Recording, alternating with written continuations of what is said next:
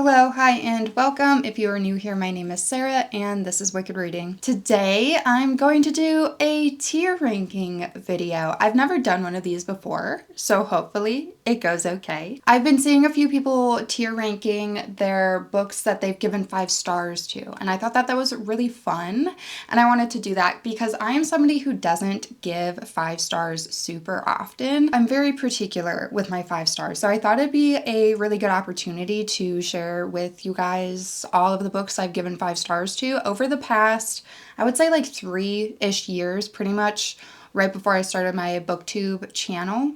These are all the 5 stars I've given in my adult reading life. And I'm also super curious to look back on them. Some of the books, when I was, prepping the stuff for this and getting all the PDF files and stuff, I was kind of surprised that some of these were 5 stars, and I was also surprised to not see some of the books I thought I had given 5 stars to. Apparently I didn't give them 5 stars. So it's interesting to reflect on your ratings post rating, but yeah, I thought this would be a really good idea to kind of give the new people here an idea of the types of books I do actually like. I have a good mix. Before I get into it, let me pop open the Alani, what is this one? Dream Float. I always call it Dream Cream, and it's not called Dream Cream, but it's my favorite one. Some ASMR there for you guys. Okay, so here is my tier list. I decided to create my own tiers because I think it's more fun that way. I think it adds more personality. So hopefully mine makes sense because you guys, I don't even want to tell you how long I took to try to figure out these tier titles. So, give me some grace. Some of these don't make perfect sense, but they make sense in my head, okay? So I'm going to introduce the tiers from top to bottom. So keep in mind, all of these are still 5-star books, so I still love all of these books. So the top tier is an icon, a legend, and she is the moment. She's an icon, she's a legend, and she is the moment. So, of course, that's a reference to Miss Wendy Williams herself. So these are the top of the top. These are practically 6-star reads. I love these books with my whole soul, with my whole being. They changed me as a person, and I live, breathe, love these books till the day I die. Bury me with these books, pretty much. Bury me with these books. Then below that is I Did What the Girls Should Have Did at the Gig. Oh, you did what the girls should have did. I did what the girls should have did at the gig. Boots tea. Boots to Honey the Boots house. and tea. So these are books I love. More, please. They're fierce. They're great. They're just not the 6-star reads. So these are just as outstanding, but slightly less, I guess. The middle tier is It's Not a Major Holiday. It's St. Patrick's Day. We really don't give a fuck. It's not a major holiday. It's really not, bitch. You act like it's fucking Christmas or something. Fuck you and St. Patrick's. So these are books that I love, but I love them quietly because I do see that they are not maybe objectively good, but I just love them so much that they hold a special place in my heart. And even if it's just like a nostalgic book or something like that, that's what this tier is for, where I love them with my whole being, but they might be a little bit more of like a trash pocket type of read. You know what I'm saying? After that, we have All Right, Me Too, Girl. $1, I could buy anything off the dollar menu at McDonald's, and this would definitely make me happy because I love to eat. All right, me too, girl. I love to eat too. So these are the books that I honestly kind of forget a little bit. I kind of forget, but they were a moment, and I know that I loved them in that moment. So I still stand by them, but there's just that little bit of hesitation, but I'm here. Me too, girl. Then the bottom tier is What the Fuck Is Going On in Here on This Day. Hold on, pause this shit. What the fuck is going on in here on this day? So these are books that, now that I think about it, maybe not 5 stars. On second thought, maybe not 5 stars. I was maybe just feeling a bit generous the day that I rated them. So on second read, probably potentially would not get another 5-star read, but I do still technically have them as 5-star reads on Goodreads. Okay, so hopefully these tiers actually work for all of these books and I have a pretty good distribution. So let's get right into it. First one, right away, Bunny by Mona Awad. I mean, this is a no-brainer. This is an iconic book for me. I have reread this book 3 times. Every single time it's been a 5-star read. I love this book. This is a very fever dream, weird, bizarre book, but it's so well written. It's so literary and it's so theoretical. There's so many things that you could get from this book, and I get something different from it every time I reread it. And I just love it. It's so incredibly unique. It's so incredibly original. And I Live, Breathe, Die by Bunny. Okay. So after that we have, ooh, this is a good one. Brat. Where do I want to put Brat? I'm going to put Brat in I Did What the Girls Should Have Did at the Gig. I love this book. Most people will not. I fully acknowledge, actually most of the books on this tier list, I guarantee have very low average rating on Goodreads and most people won't like, especially when it comes to my highest tier. I bet most people won't like.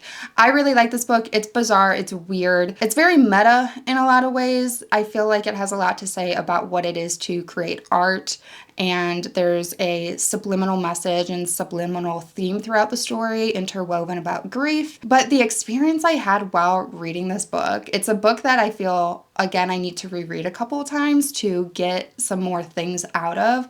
I feel like there was a lot going on, but a lot subliminally, and it's very ambiguous and definitely not a book for most people. Okay, next is Ghost Eaters by Clay McLeod Chapman. This is a book that deals heavily with addiction, and it's also paranormal, but I just really enjoyed the journey and story that we followed with addiction as well as with grief, because the two kind of go hand in hand in this book. Where do I want to put this? This is harder than I thought it would be, honestly. I'm gonna put this in It's Not a Major Holiday, only because with the aspect of addiction and the storyline of addiction, it hits me a little bit more personally, so I don't think a lot of other people will be as enthused, like as excited about it as me pretty much, but I think that that aspect alone was great. But I understand people not latching onto this book as much if the addiction aspect of the story isn't really one that they personally connect with. You know what I'm saying? So I'm going to put her there, but this is one I do fully stand by too. Like, I would shout from the rooftops about this book. Or do I want to put it in I Did What the Girls Should Have Did at the Gig? I feel like it's between these two tiers.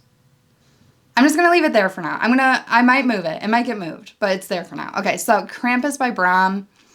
I'm going to say, all right, me too, girl.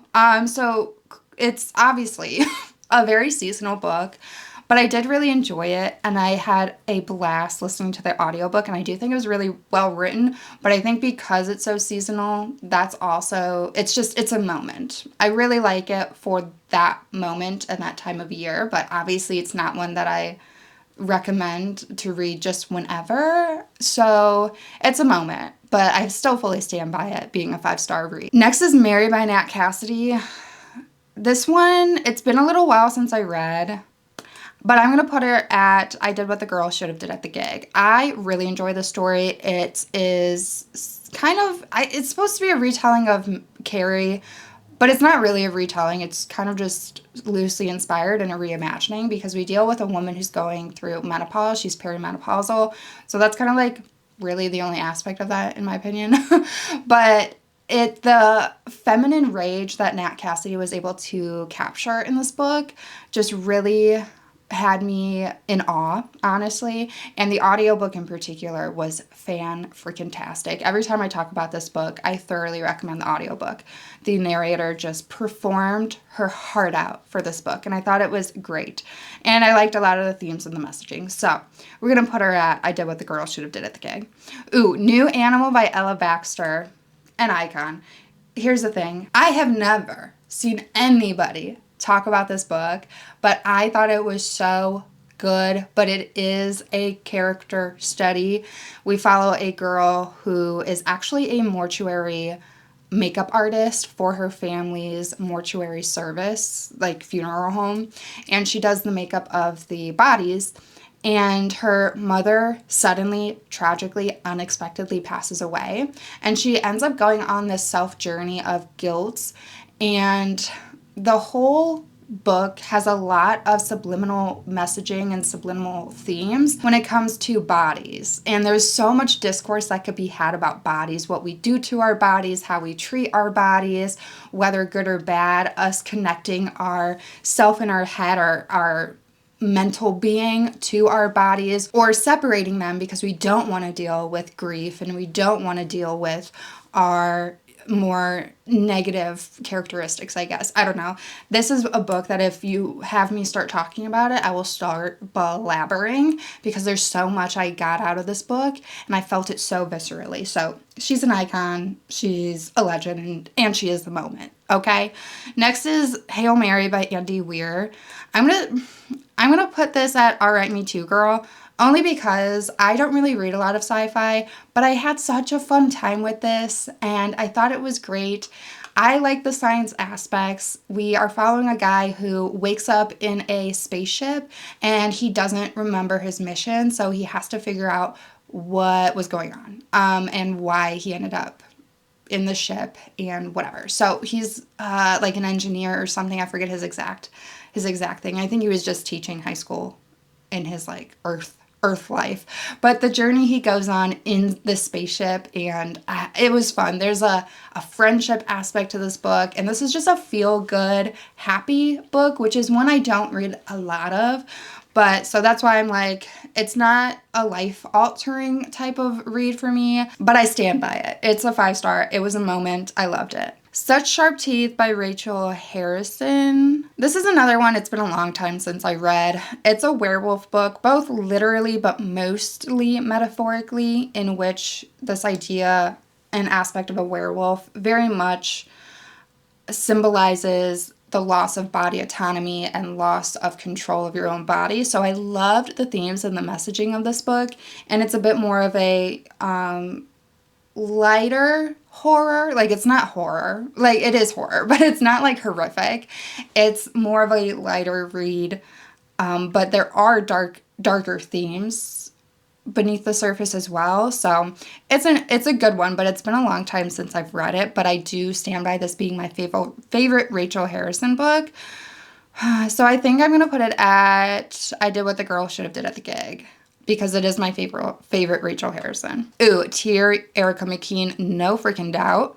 An icon, a legend, and she is the moment. This is such a phenomenal book, but so literary, so bizarre, so strange. We have a main character who is living in a basement. That's her room. And she ends up kind of going through an existential crisis. And she goes up the stairs to leave her room, and she discovers that the doorknob no longer exists and she's stuck down there. And in her being stuck down there, we get some of her stories of her growing up, her having an emotionally absent parent, and she is just very much going through what I feel like was a big overarching theme of depersonalization or derealization, and she's kind of just going through it. So this is another one that I don't think most people will like, but I loved it. And there's actually some wicked body horror in it as well. I had a blast with this book. I've never read anything like it. I ate up the reading. The prose, so stunning, so original. Love. Okay, Cotton Candy Massacre by Christopher Robertson. I'm gonna put it in All Right, Me Too, Girl. It's just one that is for a very particular person, a very particular moment. This is very much a B horror 80s slasher with clowns. It's very bloody and gory, but zany at the same time, which is not typically a book I like to read, but I just had a really fun time with this. But it is not one, like, it's just not a type of book that I want to read all the time. It's just a very particular mood and a very particular moment, but I do still thoroughly recommend this one. Okay, so the next one is, I can't even read it all the way down here, The Gloom Between Stars by Piper CJ. So we're just gonna immediately, it's not a major holiday. And actually this one too is part of the same series, The Sun in Its Shade, I think. I know I have my glasses on, I can't see. But this tier was pretty much made for these two books. I loved this series, and these books in particular were 5 stars out of the series. It's a 4-book series. But is it an objectively good series? Probably not. But I still had such a freaking blast throughout this series. I don't know why. I just loved the characterizations. I loved the journeys. It felt both nostalgic and original at the same time for me. Like, I could definitely see the moments that were inspired by other works, but it still felt put together in a way that felt original for me. That said, I don't read a ton of fantasy/fantasy romance, but this is also a slow burn fantasy romance, which also very much works for me. And there is bi representation. So I really loved this. I didn't love the way it ultimately ended, but we won't get into that. These two books I loved, gave 5 stars to, but I'm a little bit more quiet about how much I loved these ones, okay? Okay, this last tier is not getting any love, so I'm gonna jump ahead to books that I think belong in that because it's bothering me that it doesn't have any in there yet. So we're gonna go right to Last House on Needless Street by Catriona Ward for What the Fuck is Going On in Here on This Day. I read this very early on in my adult reading career, and I don't know that I would love it the same amount if I read it again. So it's still a 5-star. Like, I'm not going to change the rating, but it's just one that as time has gone on, I don't feel as excited about, which could just be because I haven't read it in so long. But something tells me that if I hadn't read it then, and I read it now with all the other books I've read leading up to now, it just wouldn't have hit me the same, and it wouldn't be as impactful. But so she's going there. So to fill up that a little bit more, let's go right here to Black Sheep by Rachel Harrison. Okay, I remember even reading this and I was like, maybe it's a little bit more of like a 4 or a 4.5. But then I was like, I convinced myself that there was nothing I could say I didn't like about the book. So I ended up giving it a 5. But the thing is, me now, 5 stars are a little bit more emotional as well, a little bit more of a gut feeling. So even if I don't have necessarily something bad to say about a book, if I don't have a gut reaction that this is a 5-star book, it's not a 5-star book, which is pretty much what this is. So I'm not going to change the rating, but again, I definitely don't like it as much as I loved Such Sharp Teeth. So I don't think it would get the same rating if I read it again. Okay, so now I feel better that we have at least a couple books in that last tier. So starting back to the top, The Invisible Life of Addie LaRue by V.E. Schwab. Ooh, this is tricky too because it's another one where, one, I haven't read it in a while, and 2, it's very unlike most of the books that I read. It's very much a historical fiction. We follow a girl, Addie LaRue, could you guess, who ends up making a deal with a I don't want to say demon, but kind of. We'll just call him a demon. Who ends up making a deal with a demon. And in this deal, she ends up being immortal, but people forget about her as soon as she's not within eyesight. So she can have a full conversation with somebody, but as soon as they turn around and turn back around, they have no memory of her. So she does not leave a lasting impression on anybody that she meets until one day she does. And I loved it. I really loved it when I read it. It's one I want to reread. And since I want to reread it, I think I'm going to put it at I Did What the Girl Should Have Did at the Gig, because I still think so fondly of this book, and yeah, I need to pick it back up and just give it another read. Next is The Vessel by Adam Neville.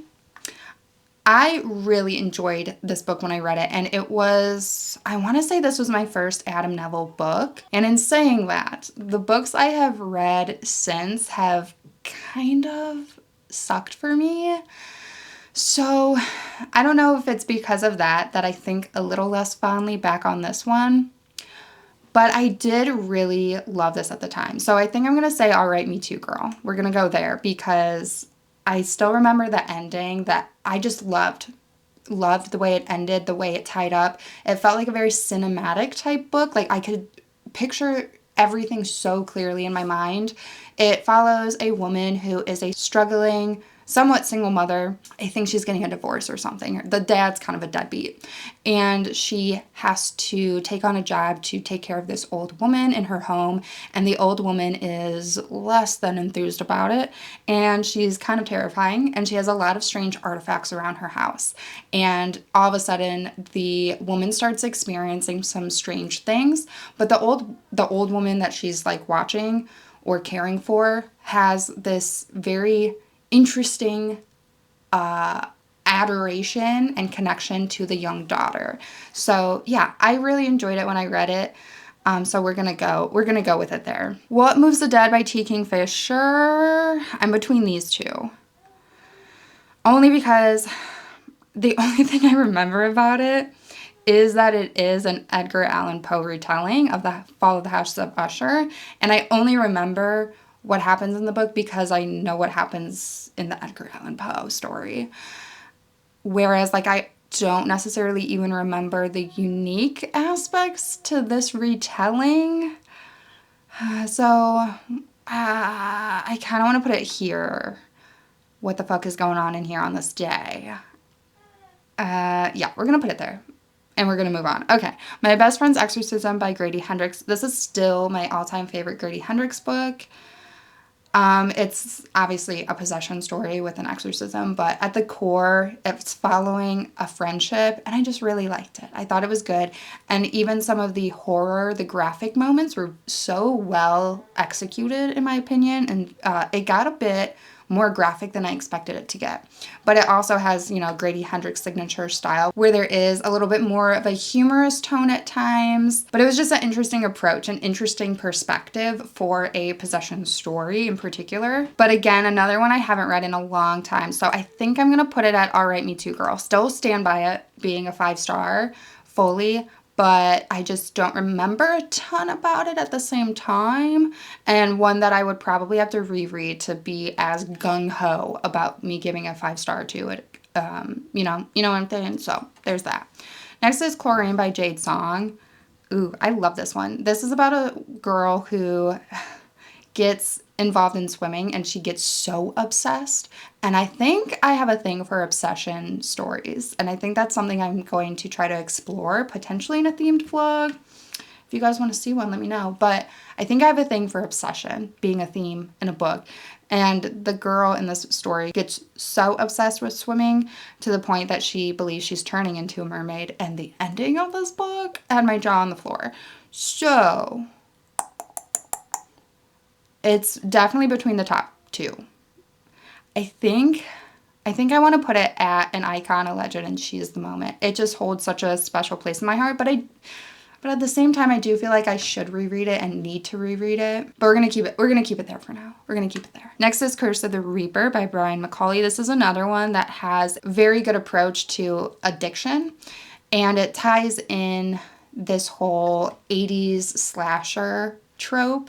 And it's at the same time kind of making fun of 80s slashers, but also having so much respect and paying homage to it as well. The main character is somebody who starred in one of these 80s slashers, and they're rebooting it later, like decades later. They want to do a reboot. So he assumes he's going to be the Reaper again, but no, they want to hire somebody who's a young childhood actor who's dealing with addiction. But the older gentleman starts to believe that he is supposed to be the Reaper to the point that he believes he truly is the Reaper, and it becomes quite psychological. So really loved this one as well. So I'm gonna put it at I Did What the Girl Should Have Did at the Gig. Okay, next one is Mother Thing by Ainsley Hogarth. Full transparency, this wasn't on my 5-star list originally, and I was so shocked I didn't give it 5 stars that I retroactively gave it 5 stars to put it on here because it deserves to be up here. I have not stopped thinking about this book since I listened to it on audiobook, and then I bought a physical copy and I want to reread it so badly. I just love Ainsley Hogarth's writing style. Her approach to stream of consciousness just works so well for me. We're dealing with a woman who is unhinged, and she also is a bit obsessive, so there's a key word there again. And she has this tumultuous relationship with her mother-in-law, and early on in the book, her mother-in-law passes away, and she is equally excited about it, but also annoyed about it, because in her death, her husband ends up being sad, as you would expect, but she's kind of like, just get over it, like this guy's very much a mama's boy. And she also has a very difficult relationship with mothers in general, and she wants to have a good relationship with a mother to the point that she recalls seeking it out in strange ways when she was young. But the way that this book ends also is super explosive. And I really loved it. It has so many iconic lines in the story, and I need to reread it immediately. Next is Children of Fallen Gods by Clarissa Broadbent. I'm going to put it at I Did What the Girl Should Have Did at the Gig. This is the best sequel I've ever read. I love this series so much. Oh, you guys can't see my fantasy shelf, but I have this book out facing. I loved this book. It made me cry. It made me laugh. It made me do so much things. It made the first book more worth it to me. The first book was okay, like I had a good time with it. I think I gave it 4 stars. There was a couple of things that I was weirded out by, but this book just, ooh, so good. I just love, it just caught me so off guard. I loved it. So we're keeping it up there.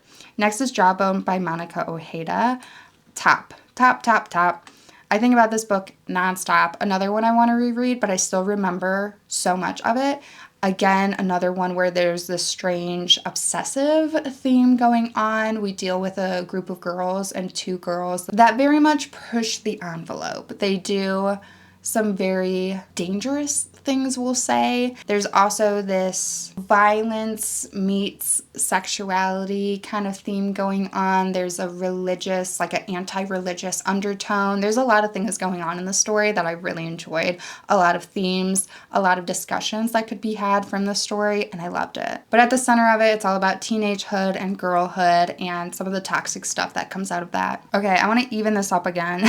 So we're going to go to A Court of Mist and Fury by Sarah J. Maas. We're going to put it here. Yes, I am one of those people who started their fantasy romance career with ACOTAR. You know, I think that that's just a rite of passage. But I will say A Court of Mist and Fury just had such a hold on me and such a grasp on me that I still love it so much to this day. But it's been a minute, and I think that my taste has evolved past ACOTAR at this point, so I still love it with all my heart, but it's definitely more of a nostalgic thing at this point, and I do still stand by my 5 stars, but it's not really a book that I necessarily recommend or anything like that, because it doesn't need to be recommended, let's be honest. So we're gonna keep her there. Another one to go in this slot is Magnolia Parks. I had such a time reading this book, and I was really surprised because the premise of this book is it's a contemporary romance, but it's much more of a dramatic one. Think Gossip Girl, but in the UK. Chuck and Blair in particular, and that's what this book is. Magnolia and BJ are Chuck and Blair in different forms. In UK forms, she has an obsession with fashion, and he's just, I don't know, a rich kid. So rich young adult, I should say. They're in their like mid-20s or something. And I loved the drama of it. I loved the drama. I ate it up. It's a toxic relationship, but I had a time. I had a blast with it. That said, I hated the sequel, and I've started the 3rd one, and I just cannot get into it. So I think this was a moment for me as well, but I still love this book with all my heart. I thought that the writing was really great, and I latched on to the writing in that one. Particular lines and particular monologues about love were very good to me in that book. So I still love this. It's a 5 star, but I really don't go out of my way to like talk about this one and review it or recommend it to people. Next is Rain and Ruin by J.D. Evans. I'm going to put it in I'll Write Me Too Girl, only because I think for a second I debated on giving it a 4.5 star. I still really love this book, but in saying that, what I loved the most about this book was the main character, Nami, and the rest of the series doesn't follow her mainly. She's in kind of the background of some of the stories. Well, I've only read the sequel so far, and the sequel follows a different couple, so it becomes much more fantasy romance and dealing with other couples in this world and at this time. And so because of the rest of the series, it makes me slightly hesitant to recommend, because I just loved this one so much, and I loved this main character, and I just want to get more of her and her political stuff going on, and her and her man, because I love them. But still love this book in particular. Just the series is a little bit more up in the air right now. Next is Where I End by Sophie White. I'm between the 2 top. I'm between the two top. I think I'm going to put it at an icon, a legend, and she is the moment. This is an extremely unique story, extremely original. It deals with a main character who has obsessive tendencies, and she is one of the primary caregivers of her mother, who is completely unable to walk, talk, take care of herself at all. So our main character takes care of her mother, and there's a lot of resentment, frustration, and anger that comes from that. And our main character goes through some extremes to try to reclaim the motherly love she feels like she missed out on and should have gotten.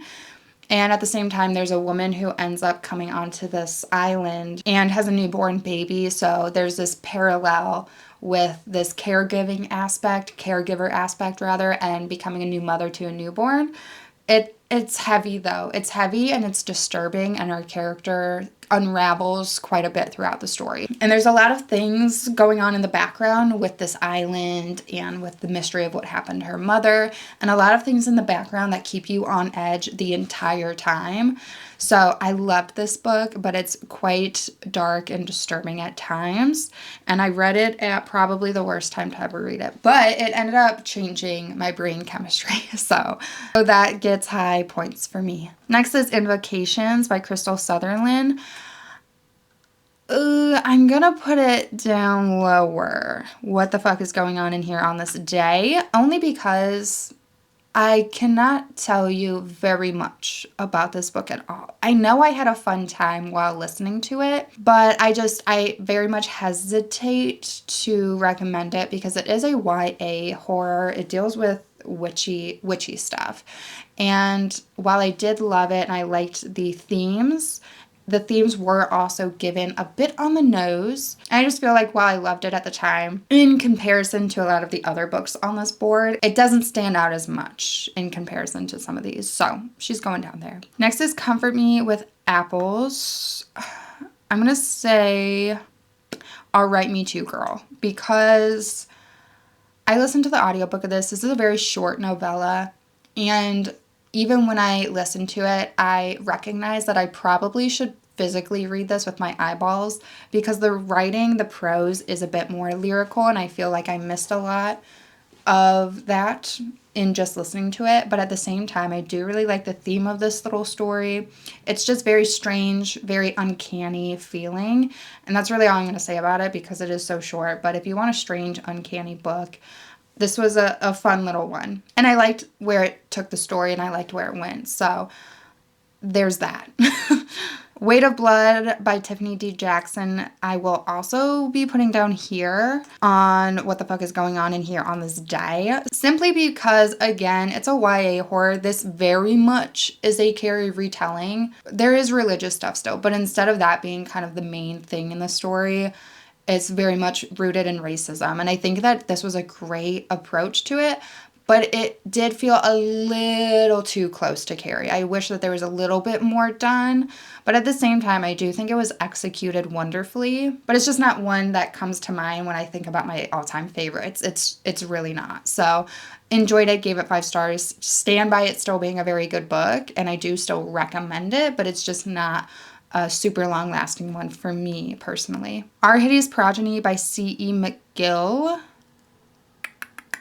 I think I'm going to put it at I Did What the Girl Should Have Did at the Gig. This is another one that's for a particular crowd. This is very historical and very science-y, very science-heavy in the first third of the book. It's very much integrated into this world of paleontology, into paleontology first becoming a subset of science and a subject of science.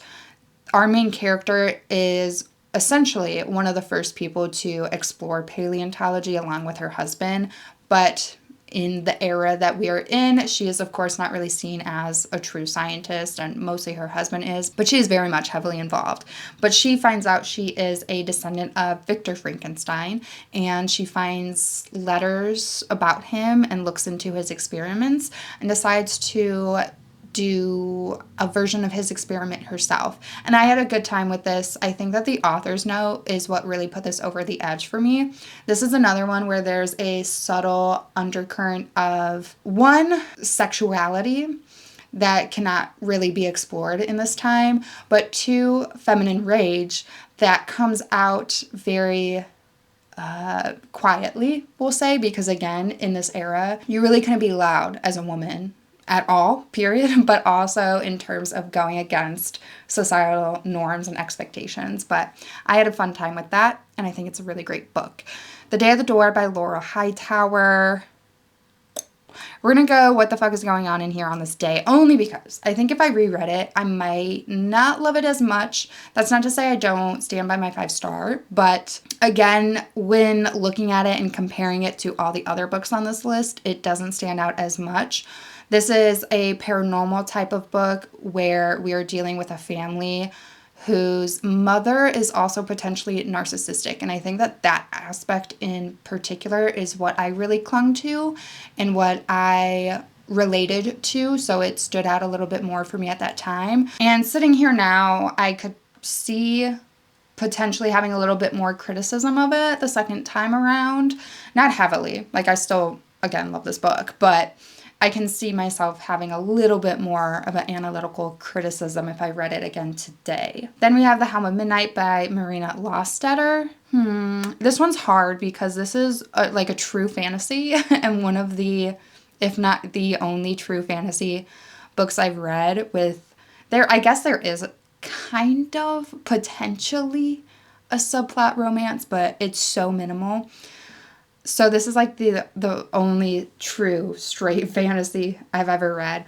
But it's a good one. It's very interesting. It intermixes almost like a Jack the Ripper-esque serial killer along with this world. The magic system is so intricate and so interesting. But one of the main magics of this world is there's all these masks that are imbued with people's abilities or people's knowledge after they pass. So you can get these masks, and if you wear the mask, you can have that person's ability or skill or magic while you're wearing it. So if somebody was really good at creating potions, there's a mask with that person's likeness imbued in the mask, and if you wear it, you can be really good at making potions and whatever. So it's a really, really interesting concept, and again, it ties in this kind of Jack the Ripper serial killer thing going on and a mystery with that.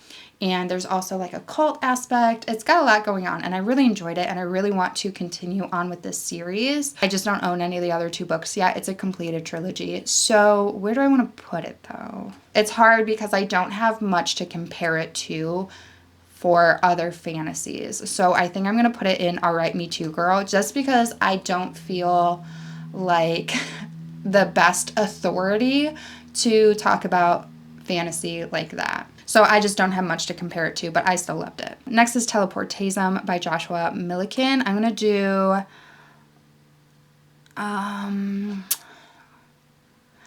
It's Not a Major Holiday. I still had a really fun time with it, but it's not my typical read, so it's not one I'm really as confident about, and it's a little bit more of a zany-er time. So I am pretty quiet, I guess, about how much I enjoyed this one. I don't bring it up very often, so we're gonna put it there. Next is A Head Full of Ghosts by Paul Tremblay. This is a very early read for me. I read it at about the same time that I read A House on Needless Street, or The Last House on Needless Street, rather. So again, very far removed for me. So I think for that reason, I'm going to put it at All Right, Me Too, Girl. Anathema by Carrie Lake. This one, okay, this one I'm going to put up at I Did What the Girl Should Have Did at the Gig, because this is one of my favorite fantasy romances, but this is like a gothic horror fantasy romance. And I think that it did what it did super well. I had such a blast reading this. I thought that the world was very interesting and unique, very macabre, very dark, and I loved our character, Maveth. I loved learning about her, and this is very much a slow burn, and it is so worth it once it pops off at the end. A very long book. It's like 700 pages or something, or almost, I think it's like 650. So I really loved this book so much. It made me really excited to explore more romantasy. Now, in saying that, the sequel did not go over well for me, which I talked about in my last reading wrap-up, but I still think of this one extremely fondly. And I was just on board for every aspect of this book. The political stuff, the world, the magic, the creatures, again, the macabre aspects to the story. I was very much there. Even the relationship I was there for in Anathema in particular. So we're gonna leave it up there. We're gonna pretend like the sequel doesn't exist right now, okay? So this is it. This is my final tier ranking of every 5-star book, or every book I've given 5 stars to in the last 3-ish years. You know, a couple of them might be able to be switched around a little bit, but this looks pretty good to me. I feel good about this. So, I don't know, let me know what you think of it. Let me know your thoughts, your opinions on my tier list, on the books I've given 5 stars to. But if you have nothing else to say and want to let me know you were here, leave me some cherry emojis in the comments down below. So that is it. That is everything for today's video. As always, thank you so much for spending some of your time with me while I sit down and talk about books. If you haven't yet, please give the video a like, subscribe for future content, turn on the bell notification, all the fun YouTube things that help your girl out, and I will catch you guys in the next video. Bye!